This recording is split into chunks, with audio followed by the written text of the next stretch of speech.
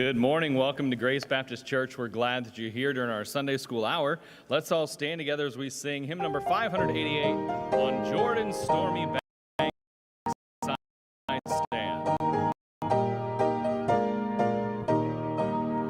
On Jordan's stormy banks I stand and cast a wishful eye to Canaan's fair and happy land where my possessions lie. I am bound for the promised land. I am bound for the promised land. Oh, who will come and go with me? I am bound for the promised land. All o'er those wide extended plains shines one eternal day. There God the Son forever reigns and scatters night away. I am bound for the promised land. I am bound for the promised land. Oh, who will come and go with me? I am bound for the promised land. Thank you. You may be seated.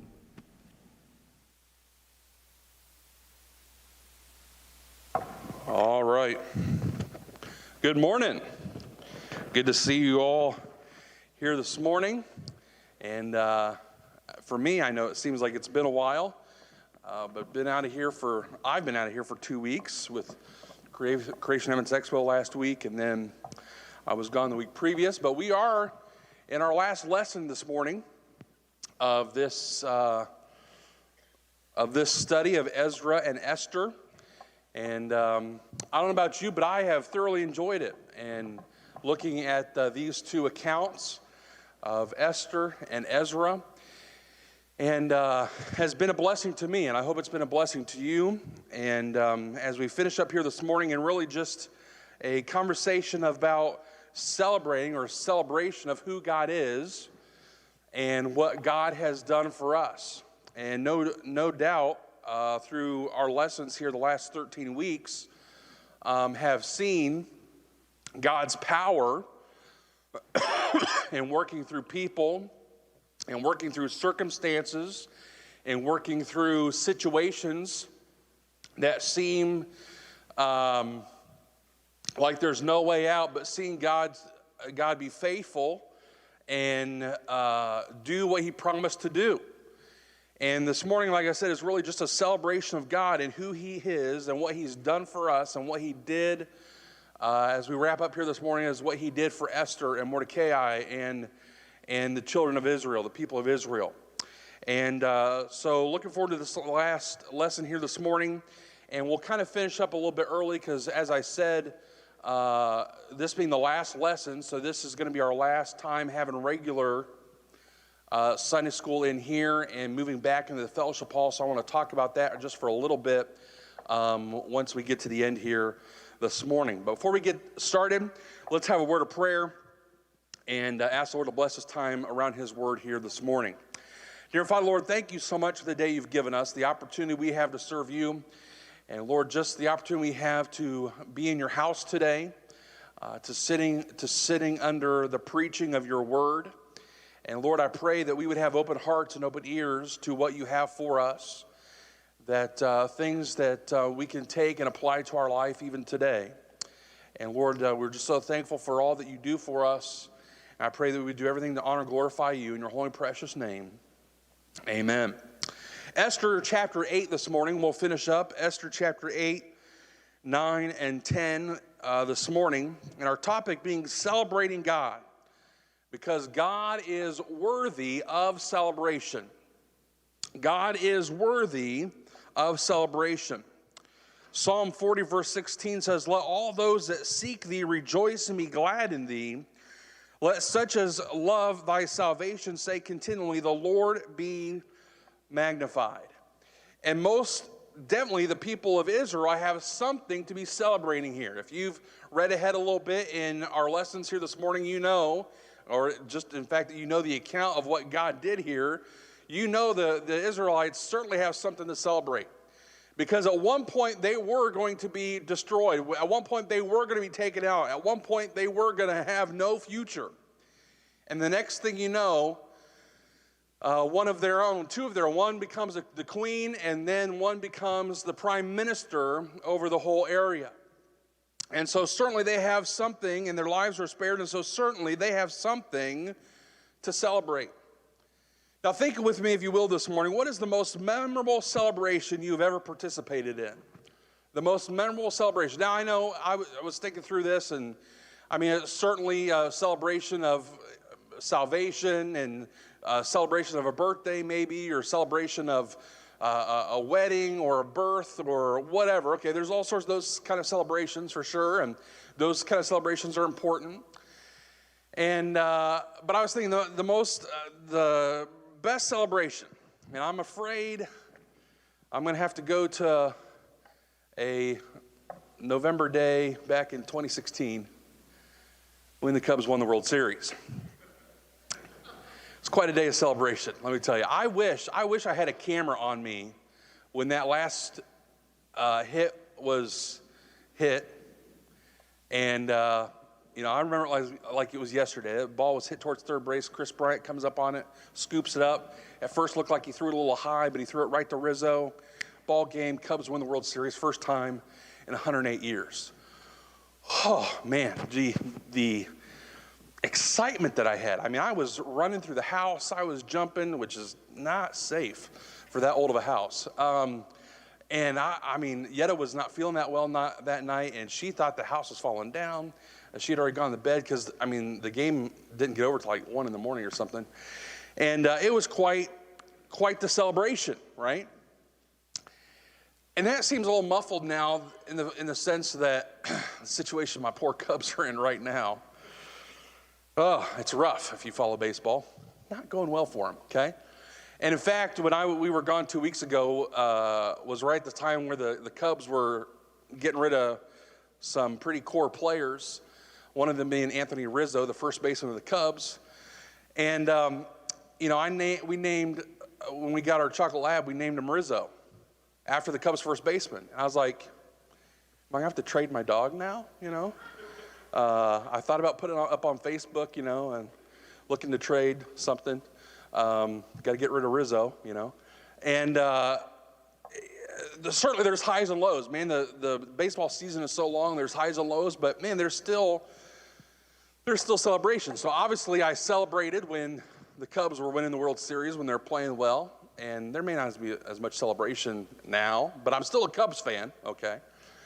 That was quite a day of celebration.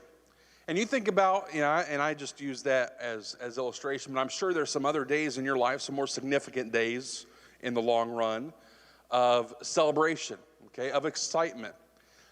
And I want us, when we get to the end here this morning, to really compare that celebration maybe the best celebration you've ever had, and really compare it to the celebration that the people of Israel had, and the fact of what God had done in and for them. What God had done to literally change the course of their life. And it is amazing to see what God was able to do. When it comes to celebrating God and who He is and what He's done for us, what do you think a celebration for God should include? What should that look like? And we're going to look at how the children of Israel celebrated here this morning. Preserving the nation of Israel was essential, for though it would come that great deliverer, for through it would come that great deliverer, Jesus Christ, delivering them from the situation that they were in. And as we talk about God as the great deliverer,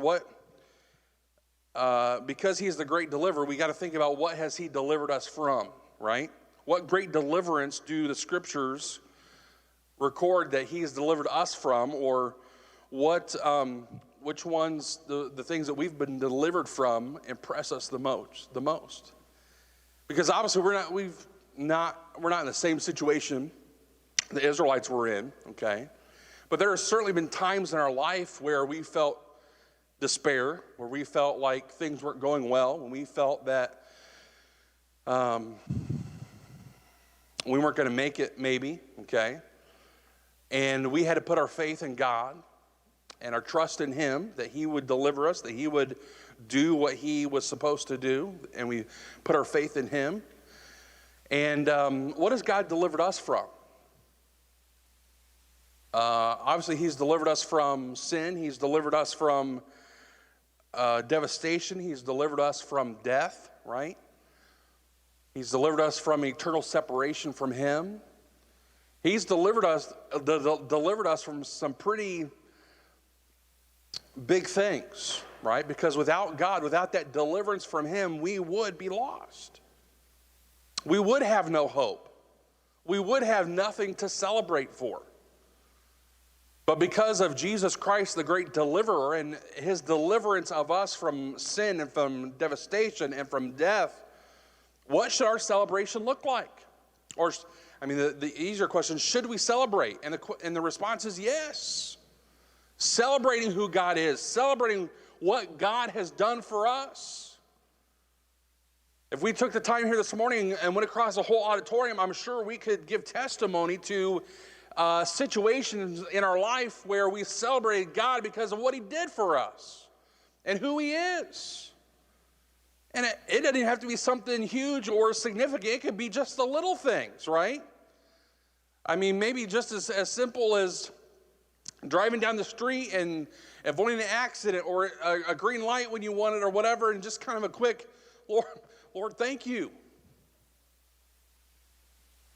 There should never be a time where we cease to celebrate who God is and what He does for us in our lives. But certainly we come to this point, and the Israelites come to this point where they've got some celebrating to do, some celebrating to what God has done for them. And so just really think about, as though we have not been in the same situation the Israelites have been in, God certainly has delivered us from a lot of things. Has certainly delivered us from things that would destroy us. But He is the great deliverer. So as we go through this morning, and we see the celebration, and we think about in our own life how we should celebrate and what that looks like as we celebrate God and who He is and what He's done for us. The first, number one there in our notes, if you were able to grab the notes here this morning, number one, the decree of Ahasuerus enacted. The decree of Ahasuerus enacted. Because he was unable to reverse his decree against the Jews, Ahasuerus empowered Mordecai and Esther to issue an offsetting decree that allowed the Jews to defend themselves when the time came. If you remember, and as Pastor Dave taught last week and the week before, that Haman had put out a decree that on a particular day, right, a particular day that the Israelites could be destroyed and their things could be taken. And that could not be redacted, but another decree could be put out that the Israelites could defend themselves. So letter A here, we see the rewarding of Esther and Mordecai. The rewarding of Esther and Mordecai. Chapter 8, verses 1 and 2 says, "On that day did King Ahasuerus give the house of Haman the Jews' enemy unto Esther the queen. And Mordecai came before the king, for Esther had told what he was unto her. And the king took off his ring, which he had taken from Haman, and gave it unto Mordecai. And Esther set Mordecai over the house of Haman." The rewarding of Esther and Mordecai. I mean, just what a stark contrast of where they just were. I mean, Mordecai was at the point where Haman wanted nothing more than for Mordecai to be dead, right? If you remember back, that he would not bow to him. And Haman made it his life's goal that Mordecai was not going to survive, okay? It was his goal for him to be dead. And where do we find Mordecai now, okay? We find him now in the fact that Esther was given Haman, the house of Haman, okay? Not just his house, all his possessions, all his wealth, okay? Haman, the prime minister, he was certainly wealthy. Esther was given everything. And the king himself takes Haman's ring off his hand and gives it to Mordecai. I mean, Talk about a difference of where they just were. Because it was going to be the goal of Haman to find him dead at some point, but now he has possession of everything Haman owned. Because the king had taken off his ring, which he had taken from Haman, and gave it to Mordecai, and Esther Mordecai over the house of Haman.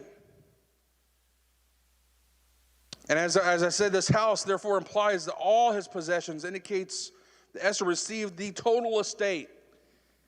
Esther became instantly rich, instantly plenty of wealth.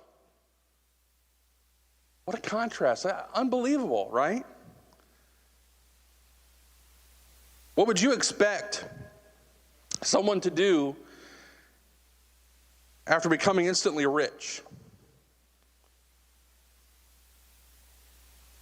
I mean, you ever thought about that? You know, what if, I was thinking about that this week. Because Esther had also taken the opportunity to reveal her relationship with Mordecai. And we'll talk about that here in a minute. But Esther was given everything, okay? Instantly rich. And was thinking about that today, and I'm sure all of us at one point, okay, thought about what would it be like, right? What would we do? Just all of a sudden, someone just came by and just plopped down unbelievable amount of money and said, hey, it's yours. What would you do? I mean, I suppose maybe you've gone to the extent of writing out a list. Here's what I'd do. Money this person, that person, that person. That was the first thing that popped in my head. I said, well, you think about, why doesn't God just do this for people in the church just all the time, right? Because, I know in my mind I'd say, if that happened to me, I'd be like, well, parking lot would be done tomorrow. Roof, done tomorrow, right? We would have the nicest fleet of church buses you've ever seen, okay? I wouldn't have to think about a church bus for the next 100 years, worried that if it would make it from point A to point B. And if it fell apart, if something happened, like if it ran out of gas, I'd be like, okay, we'll just buy a new one. I would make it to that point, okay? That's how much I love buses. You think, well, why doesn't God just do that for everyone, right? Why, just pick a couple, one or two people in the church someone to plop $10 million in their lap. God could do that, right? Certainly. Well, why doesn't he? Because so many churches in the world today, in the United States today, they have, raising money or whatever, or have, I wouldn't consider this church having money problems, okay? But many do. Why wouldn't God just have that? Just do that, right? Have all those things taken care of. You know how weak our faith would be? We just said, God's going to allow. We could maybe pray that. Lord, give someone in the church $10 million. I guess you could pray that, right? But how weak our faith would be. We just knew, it's going to be taken care of. Now, it's a little bit different in this situation. I think the main point here is just the contrast of the situation Esther and Mordecai were in to where they are now, what God had done. That's the situation God has them in now.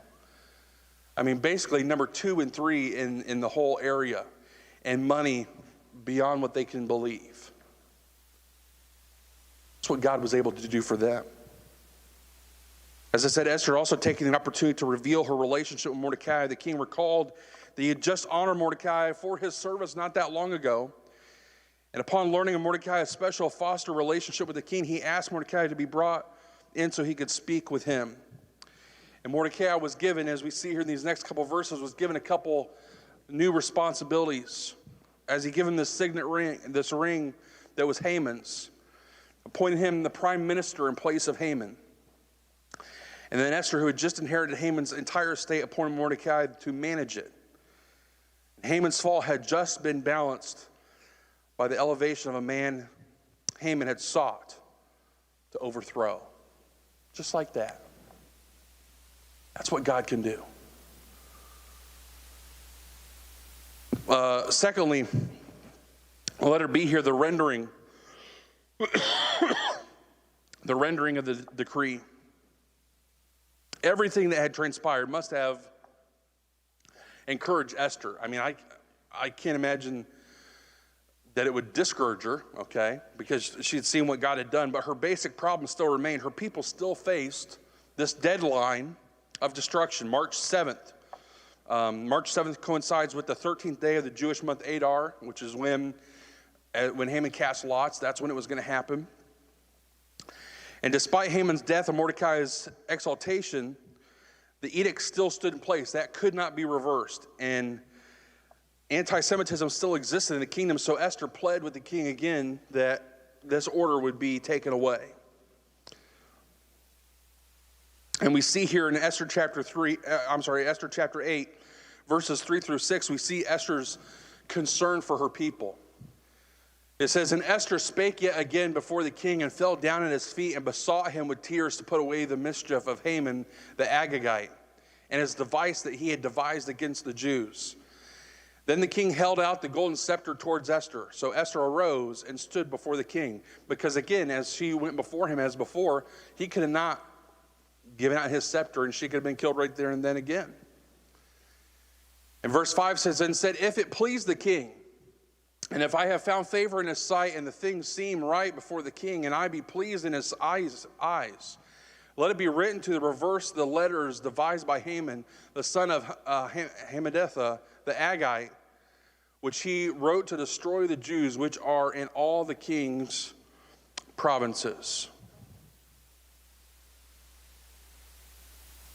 And verse 6 says, "For how can I endure to see the evil that shall come into my people, or how can I endure to see the destruction of my kindred?" I mean, because even after given everything, because it would seem to reason that they would be protected, okay? Nobody was going to come after the queen. Nobody was going to come after the prime minister.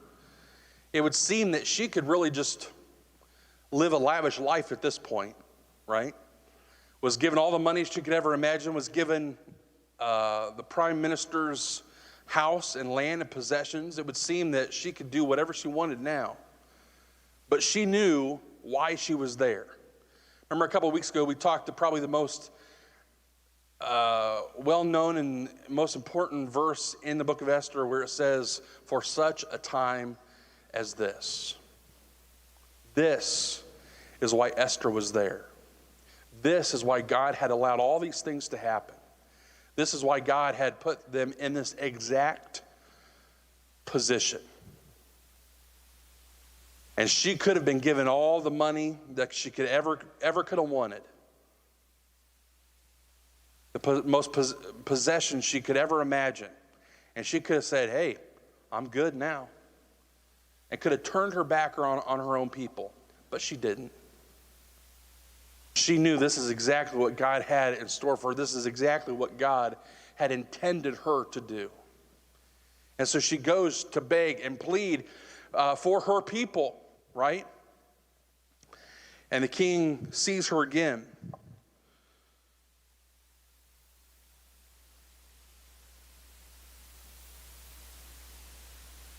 The king gave Esther and Mordecai full authority to write a letter reversing the previous law. The scribes were brought in, and an offsetting decree was put into writing on June 25th, 474 BC. June 25th coincides with the 23rd day of the Jewish month Sivan, which would allow 8 months for the word to spread throughout the kingdom. Okay, remember, they don't exactly got email. The Pony Express was up and running again, this time carrying a much different decree. Okay? Because we talked about it a couple of weeks ago. Can you imagine when the people got the first decree? Hey, this specific date, people are going to take you out. As you can imagine, not a lot of celebrating going on after that. Okay? But now, a different decree is going to go out. The second decree permitted the Jews to defend themselves against any aggressor and to take vengeance on their enemies. As it says here in verse 11, it says, "Wherein the king granted the Jews which were in every city to gather themselves together and to stand for their life, to destroy, to slay, and to cause to perish all the power of people and province that would assault them. Okay, you can't get much clearer than that. Okay, I love how direct and powerful that is. All the power of the people and province that would assault them. It says what they can do to stand for their life, to destroy, to slay, and to cause to perish all the power of the people that stand against them, both little ones and women, and to take the spoil of them for a prey. Not only destroy those coming after them, but take their possession. Can't get much clearer than that. Can you imagine as a second decree comes into the different cities, I'd suppose there's a bit of a different reaction this time. That now they have the ability to defend themselves. And we all know to be able to defend yourselves takes money. Right? To be able to buy certain things or do certain things or defend yourself. Well, people that were certainly on their side had just been given a whole bunch of wealth. And so obviously the people were able to defend themselves. So obviously there was some rejoicing. That's the letter C here, the rejoicing of the Jews. Starting in verse 14. So the posts that rode upon mules and camels went out, being hastened and pressed on by the king's commandment. And the decree was given at Shushan the palace. And Mordecai went out from the presence of the king in royal apparel of blue and white, and with a great crown of gold, with a garment of fine linen and purple. And the city of Shushan rejoiced and was glad. The Jews had light and gladness and joy and honor. And in every province and in every city, whithersoever the king's commandment and his decree came, the Jews had joy and gladness, a feast and a good day. And many of the people of the land became Jews, for the fear of the Jews fell upon them. Unbelievable. Unbelievable.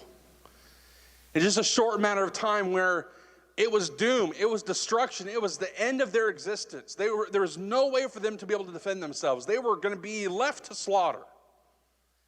And to receive this second decree, to see the ones that were in Shushan, for Mordecai to come out in royal colors of blue and white and a crown of gold, and to say, my people, now defend yourself. You have hope. You have joy. A time to celebrate. This is what God has done for us, to rejoice. It says there in the city of Shushan, rejoiced and was glad. They have been, if you will, delivered. They've been delivered. Delivered from a day where they were just going to be absolutely obliterated. Friends, how can we apply this to our own life? Because obviously we're not in this exact position, this exact illustration. Okay, there's not been a decree to kill, anybody that lives in Muncie, right? Or everyone that goes to this church, or whatever the case may be, okay? But how do we apply this to our own life? And we touched on it briefly at the beginning. We have been delivered. God has delivered us. If you've put your faith and trust in Jesus Christ, you've been delivered. You're a new person. Old things have passed away. Behold, all things have become new. We're a new man. We're a new woman. You're a different person. God has saved you from a life of sin. God has saved you from death and destruction. God has saved you, delivered you from a lifetime of separation from Him. What's our response to that? I mean, I can only imagine the response, and the Bible talks about the response of the people as a second decree comes. Okay, they weren't just standing there ho-hum. Oh, that's cool. Oh, well, that's nice.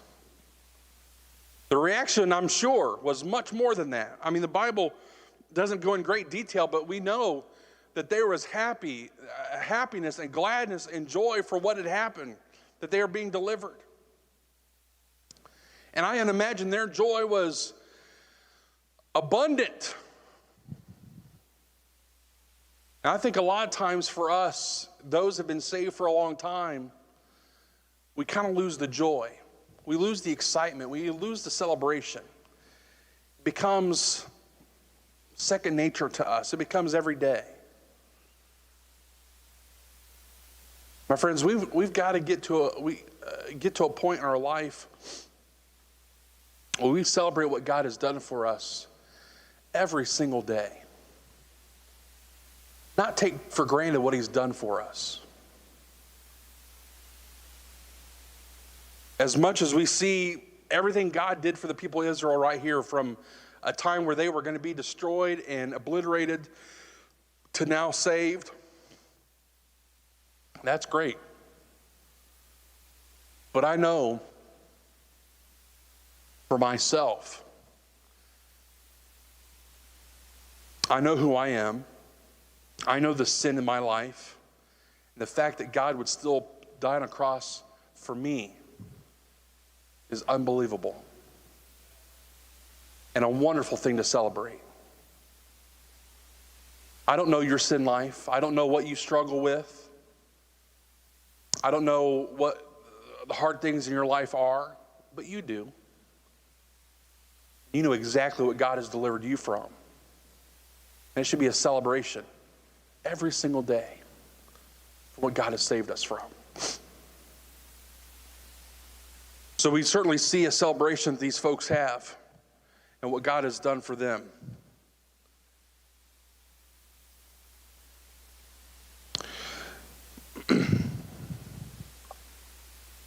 It says in that verse that the Jews had light and gladness and joy and honor. And that term light used in this context symbolizes prosperity, symbolizes well-being. The time of celebration and announcement served as a precursor for the Feast of Purim, which the Jews installed about 8 months later. We're going to touch on here briefly this morning. Who were the Jews ultimately celebrating? I mean, were they celebrating Mordecai and Esther? Were they celebrating the fact that now someone of their own kind, of their own people, is the queen, is the prime minister? Is that what they were celebrating? No, they were celebrating God and His providence. They were celebrating what God had done for them. Number 2 here, Roman numeral number 2, the defense of Israel executed. The defense of Israel executed. When the fateful day arrived, the Jews successfully defended themselves with the assistance of government officials. Chapter 9, verses 2 and 3 said, the Jews gathered themselves together in their cities throughout all the provinces of King Ahasuerus to lay hand on such as sought their hurt. And no man could withstand them, for the fear of them fell upon all people. And all the rulers of provinces and the lieutenants and the deputies, the officers of the king, helped the Jews because the fear of Mordecai fell upon them. I mean, there is just so many drastic contrasts in this account where the former prime minister wanted nothing more than for Mordecai to be dead. And then we come to the point where the lieutenants and the officers and all the important people came to the aid of Mordecai and his people because they were in fear of him and in fear of what their God could do. Unbelievable. Unbelievable. And so from the time the second decree went out on June 25th, 474 BC until the day of battle, March 7th, the Jews had approximately 8 months to prepare. The day was to be unforgettable in the history of the nation of Israel. And we clearly see in these verses God's providence. He brought about the reversal of expectations and turned tragedy into triumph. The triumph in battle was further strengthened by the fact that the government of Persia had officially supported the Jews, as we just mentioned. What evidence do you see that the victories the Jews enjoyed were not simply a result of their valiant efforts. I think that's pretty obvious, because no man could withstand them. God made the hearts of the leaders fear Mordecai and be for the Jews, and the Jews won. The enemies of the Jews had hoped to be able to destroy them. I mean, you can imagine after that first decree went out, those that hated the Jews and those that didn't want them around and those that wanted to kill and wanted to take all the possessions they had. I mean, I'd imagine we're sitting around, just couldn't wait. Just couldn't wait for that day to come. And then I can imagine as the second decree was given, as they see Mordecai come out in important government attire and a gold crown, their facial expressions changed.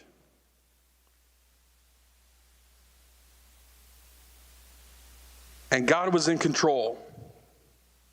Thus the Jews did what they would unto those that hated him. Indicates that the Jews were on an offensive as well as the defensive.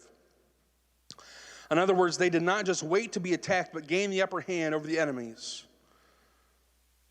The conflict was so intense within the capital itself that one day was inadequate to deal with it.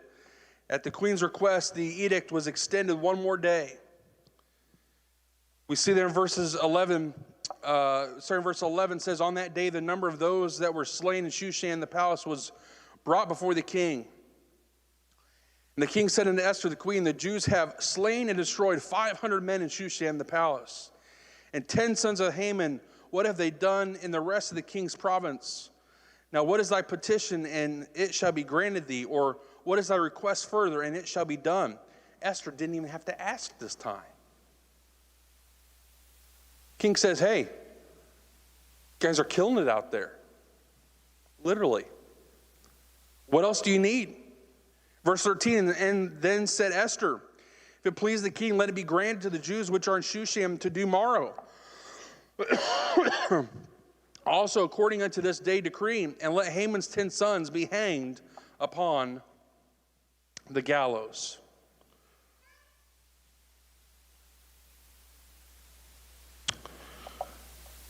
Roman number 3 here, because we got to keep moving here this morning. The days of Purim established. The Feast of Purim received its name from the pur or lot. That first part, pur, means lot, that Haman had cast to determine when to destroy the Jews. Remember, he cast lots what day to pick. And that word pur means lot. Purim serves as a reminder of the reversal of expectations, theme that dominates this account. Haman had cast a lot with the intentions of destroying the Jews, but the Jews celebrated on that day, for it was not the day of their destruction, but it was the day of their enemies' destruction. Purim therefore became a holiday of Israel marked by feasting and joy. Purim is also a time of gift giving in harmony with Mordecai's instructions in Esther chapter 9, verse 22. Plates of cakes, pastries, fruit, and the nuts are sent to friends and families and are usually hand-delivered by a child. Also customary to give gifts to at least 2 poor people so that they can enjoy the festival. But primary to the Feast of Purim is the theme of celebration, a time of eating and rejoicing.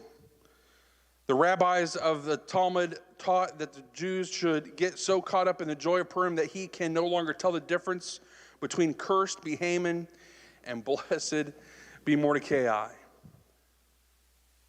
This holiday is often celebrated with costumes and carnivals, a great celebration as to what God had done for his people.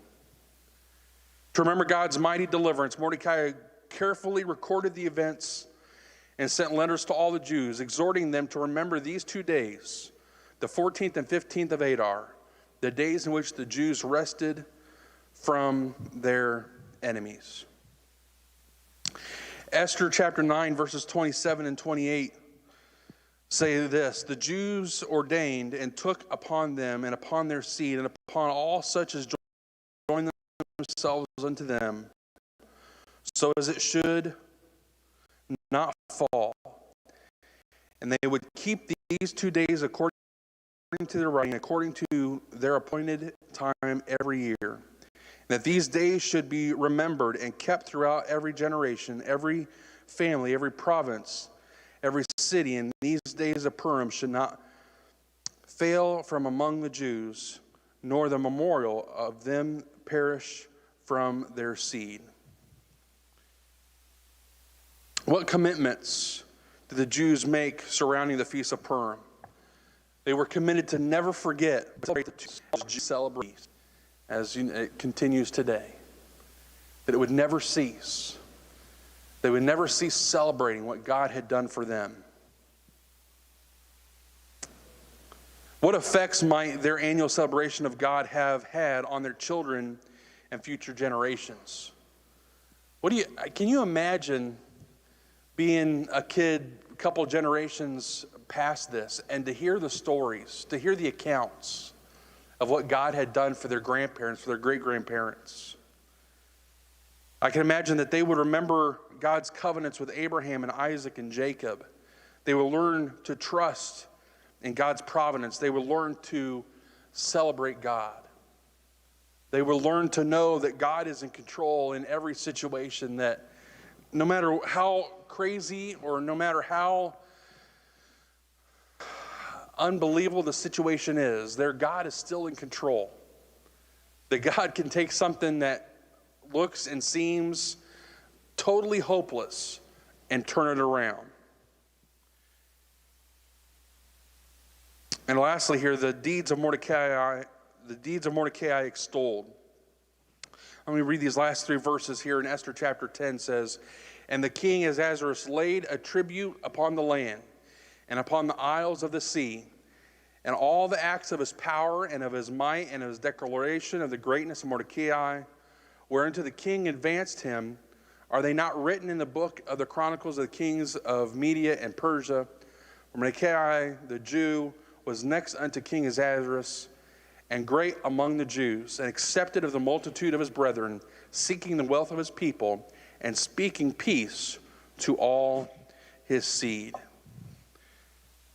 How has your perspective of God's providence changed or been enhanced as in the result of studying the books of Ezra and Esther these last 13 weeks? I don't know about you, but I think it's pretty eye-opening. Of all the situations, of all the promise, from the very beginning, God promised his people, hey, listen, you're not going to be here forever. You're going to go back to the promised land. I'm going to establish you back in your promised land. I'm going to establish the temple. From all the way through Ezra to, as we studied Esther the last several weeks, to just a little girl living with her uncle, not having much, to finding themselves a king wanting to kill their entire race, their entire people, and then to find themselves as the queen and the prime minister of the land. I don't know that you can get, I don't think we can get lost in that perspective of what God is able to do, what God is able to accomplish. When times and situations seem dire and distraught and hopeless, God is in control. Put our faith in him. God has promised. God promised his people that he would deliver him. God promised his people that he was going to take care of them. My friends, God has given us those exact same promises. Obviously, we live in a different world and different things go on, right? But God has promised his people. We are his people. He has promised us a number of things. And he will not fail in keeping those promises. No matter how hopeless or how devastating life gets, or how devastating or hopeless the situation is, God will keep his promises. And I think throughout Ezra and throughout Esther, we see that come to fruition time after time after time after time. I look back at my own life and in situations that were not very pleasant, in situations where seem hopeless, okay? But I can also see the promise of God in those situations.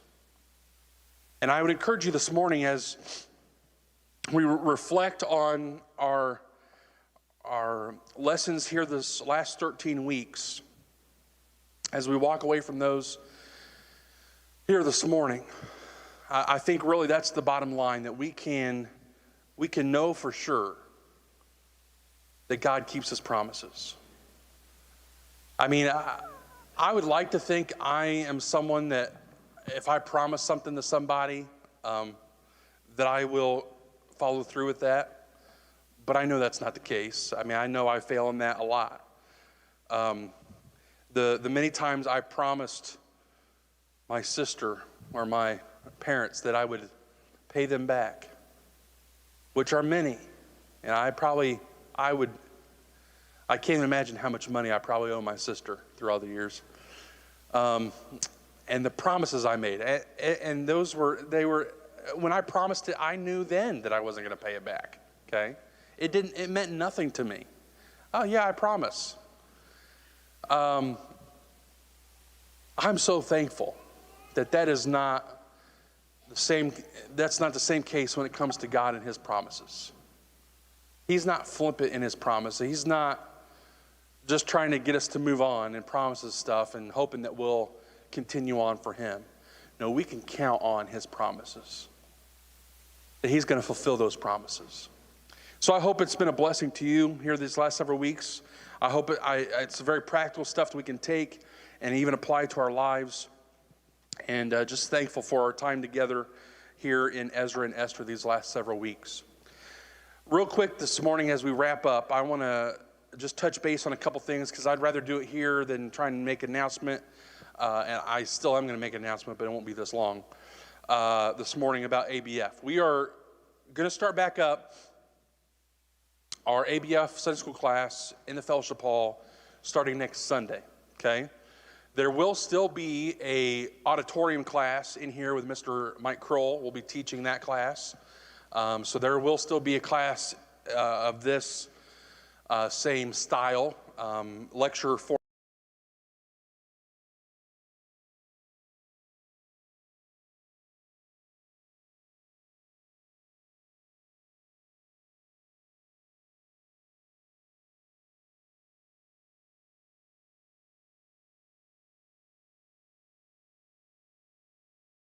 At the round tables and have a discussion and talk about the lesson and a time of fellowship and a time of encouraging each other around a small group around the table.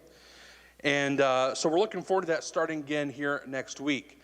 Now, the last time we started that up, I think we only got 3 weeks in, maybe 2 weeks in, not real long, and then we moved back down here. So we did a sign up. If you remember, we did a sign up for those that wanted to be at a table. And I still have that sign up at the information center desk. So you sign up previously, I've got your name. But if you are new or you would like to be a part of that this time, make sure you sign up at the information center desk to be a part of a table. My plan is to go ahead and use the same table arrangements that we did last time because we only got 2 or 3 weeks on them. The last time we started. There might be some modifications just in moving, whether people not here or new people coming in.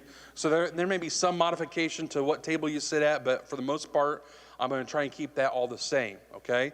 And but if you've not signed up or if you need to check on that, make sure you do that at the information center desk here this morning as we get prepared for that next week. So as you come in and you say, well, I don't remember where I sat or my teacher or who my table leader was, we'll have all that information for you when you come in to the fellowship hall next week, and so you can find your seat and see where you're at that time.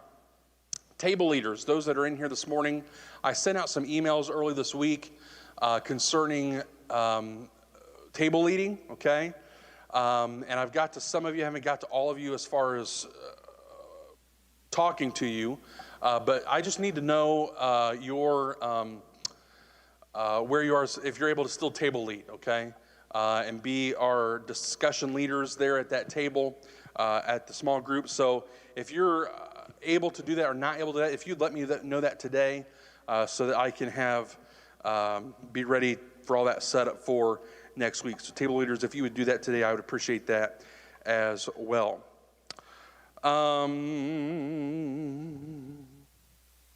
Okay, I think that's all I had for that. All right, so as I said, that'll start next week, 9:15, down in the Fellowship Hall, and we look forward to that, okay?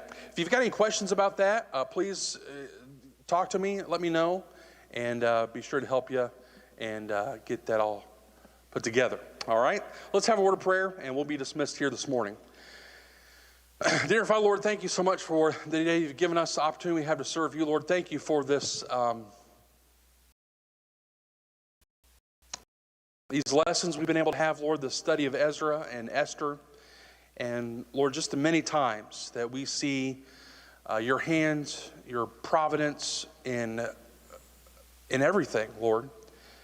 And today, as we celebrate you and who you are and what you've done for us, and we're just so thankful for that, Lord, I pray that we would never cease to celebrate who you are and what you've done for us.